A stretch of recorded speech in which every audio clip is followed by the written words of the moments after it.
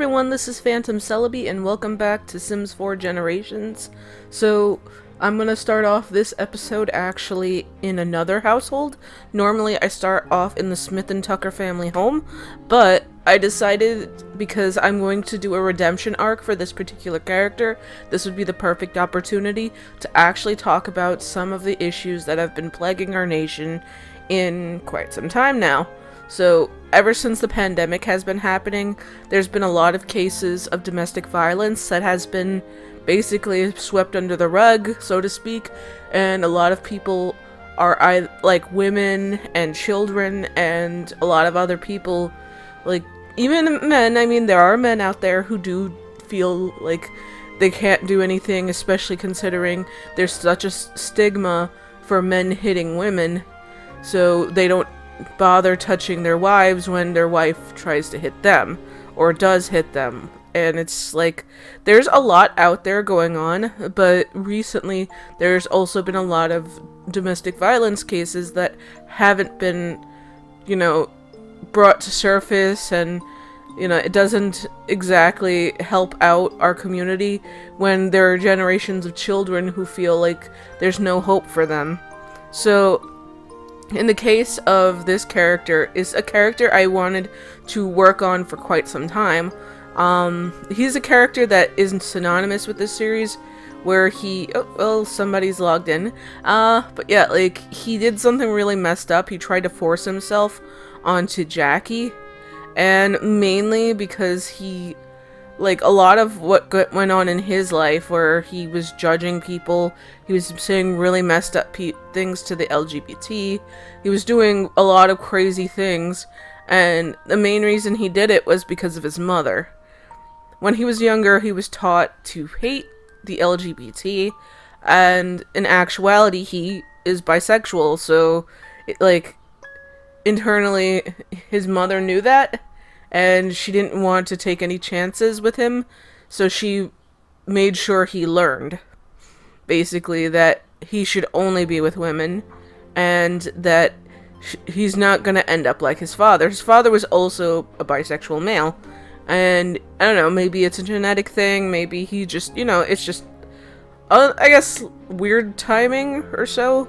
But yeah, his father and his mother got divorced, not because, he ran off with another woman or another man, but more along the lines of they just were not good with each other. The mom had issues, and the thing is, the father fought really hard to get Clarke, but he could not get Clarke because a lot of another issue with the justice system is that they don't really let fathers take the children, which is a little sad. The only real solace he has is talking to his girlfriend Minerva, who actually helped him come out and is trying to help him work out his issues with not just the community itself, but also all he's done wrong to. Her name is Minerva, and she was actually made for me by a viewer. I wish I could find the viewer so that I can thank her, because she helped me make this character. Her name is Minerva Slaughter, and she's a very sweet character. She just hangs out with the wrong people. Her best friend is kind of a mean girl. She's this girl named Amber McLean Brooks, and she's just, not a good person for Minerva to be hanging out with.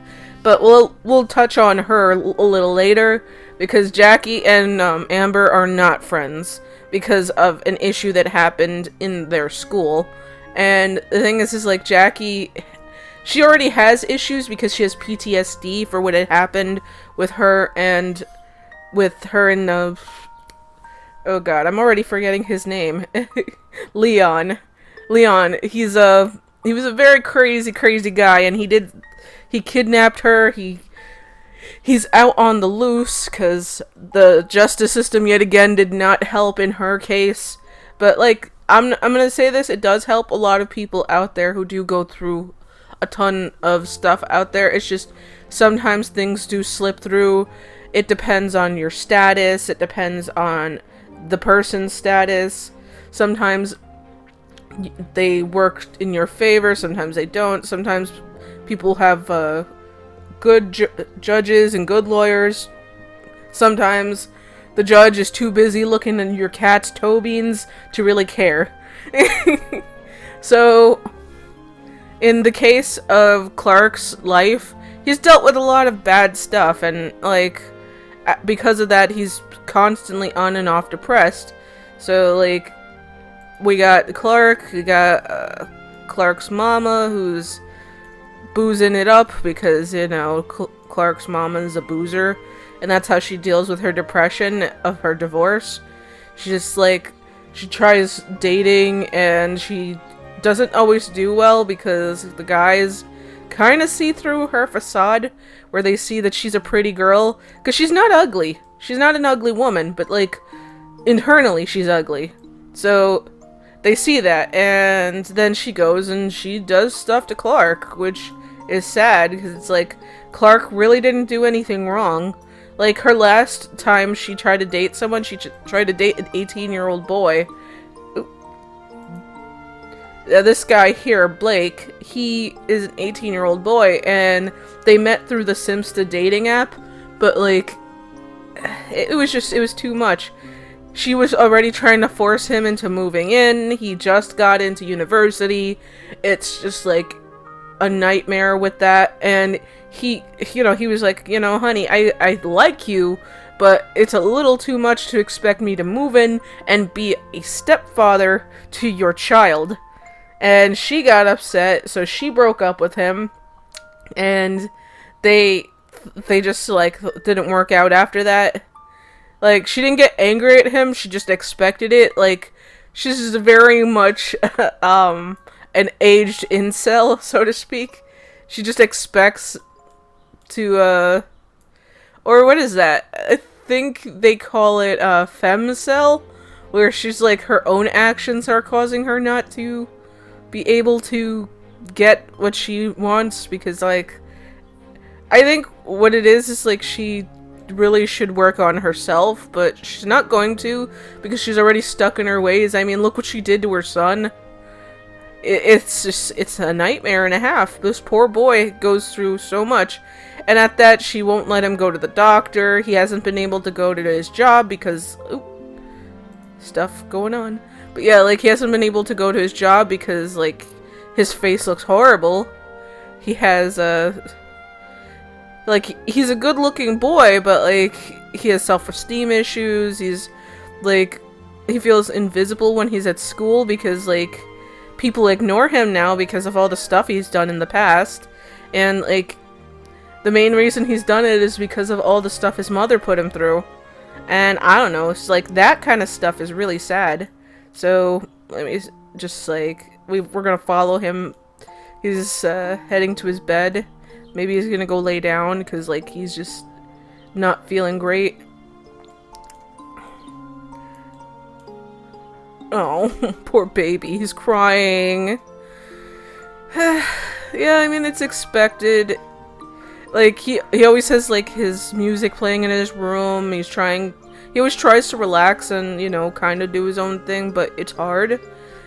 The lady upstairs is actually trying to find a way to, like, get him what he needs, which is a way out of this household. Like, he needs to be able to go to his part-time job. He needs to be able to, you know, actually have a life. And the thing is he's waiting till he can go to university so that he, like, he's already pretty upset about his mom, like, constantly drinking, constantly hurting him. And he's got to pick up these cups and all that. Like, she's leaving them all over the place. And the thing is like, I guess deep down he feels like she might be able to change, because he's changed. But, like, the only reason he's changed is because there's still a little bit of hope inside of him. But, like, with her, she's already kind of given up on everything. And, I mean, maybe she can change, but at the end of the day, his mother she needs to work on herself. Like, this boy needs to get to a doctor. He needs to be able to have no issues talking to his parents, and he doesn't have that. And the thing is, he's already pretty close to adulthood, So even if he went to, like, any sort of housing, it wouldn't be great for him. You know, I should put a hamper in this room. Because he's gonna just continuously drop his clothes onto the floor. But, like, yeah, like, most kids, they would, you know, try to play on the computer, try to relax, have fun and all that, and, like, look, his face is getting worse. Yeah, that happens when you get freshly hurt. It gets darker and darker, and then it gets light. But yeah, like, this poor boy, his face is just so messed up because of this evil woman, and I felt like if I was gonna be giving a redemption arc to this boy, I might as well. I really do need to put hampers in this apartment. Like, it's not like they don't have a place to wash their clothes, because I'm pretty sure this is one of the apartments that I put clothing things in. But yeah, so this is the wonderful home of Blake, and he doesn't have... Oh, poor baby. He's trying to work on himself. He's doing the best he can. And I know, like, I probably look like the craziest person making all my teens go through so much, but the thing is like, about Generations is I wanted it to be a somewhat more realistic series. I wanted it so that, like, Clarke can be able to, like, interact with people. Like, my view on that is maybe he's, like, talking to his girlfriend on the computer and, like, trying to work on stuff and, you know, get his way out of here. So I think that, you know, I think I'm gonna end this here, actually. It's crazy. I probably spent way too much time talking about Clarke's life, Clarke's family, and all that, and I didn't exactly do anything in the Tucker and Smith family home. But if I'm gonna do a redemption for this character, I need you guys to actually know a bit about him, so... Hope you guys enjoyed this. Like, comment, and subscribe for more spastastic content, and I will see you in the next one. Peace, goodbye! It's time once again for the Phantom Squad top tier. These are for the people who are awesome sauce. And I know that you guys have heard this every single time you've seen my video, but to be honest, I feel like these people definitely do deserve the appreciation and love and respect that I give them, because they have been there for me throughout everything. They are my friends, they have supported me through Patreon and all that, and I appreciate it. The fact that I'm going over 200 subscribers now and really developing my channel really does touch me, because it really does make me feel like you guys care. So continue watching, and if anything, like, I will update this at some point, but these are the people who have been true blue there for me throughout everything. And the few that are bigger YouTubers, they've actually been very supportive to me in the past. They've talked to me, they've done all this stuff, like Veggie Gamer and Base Shaman. They've been very sweet with me, giving me advice, doing things with me. They really, I think the two of them have been very good to me, and that's why they're on this list. So, here's to you, Jazz the Chameleon, Potato _ a bunch of numbers, Edie Rose 23, Cute Girl Sim, Calorie _ Aiken, Maloonix5, Carissa Sims, Benjamin GYT, Lovely Laura, Veggie Gamer, Base Shaman, EJ Black Dove, Trippy D, Ray of Sunshine X1, Sonic Jenny, Shipdy, Kaleda Sims, Prismatic Simmer, Sims Lena, Stray Shadow Cat, Sims Lita, and Josh CHG. Hope to see you guys in the next video, and if you guys want to keep up with all my endeavors and beyond, follow me on Twitter, and all my social networks will be in the description, and I will see you soon. Peace.